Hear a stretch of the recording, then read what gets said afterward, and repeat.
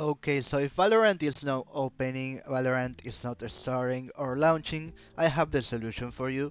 This is very simple and a few methods that can help you with this problem.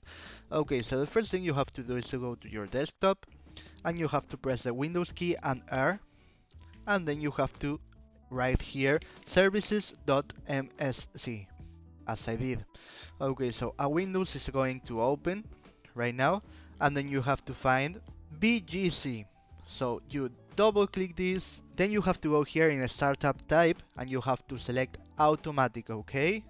So you press accept, close this, you have to go to Riot Client, right click and open file location. Okay, so now you go back here as you can see, Riot Client, you go to Riot Games here app and you choose Valorant. So you double click live, and here in Valorant you press right click, properties, and then you have to go to compatibility and you have to select this option and leave Windows side here.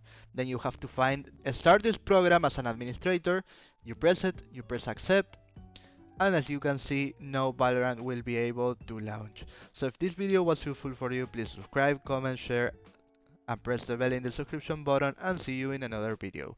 Goodbye.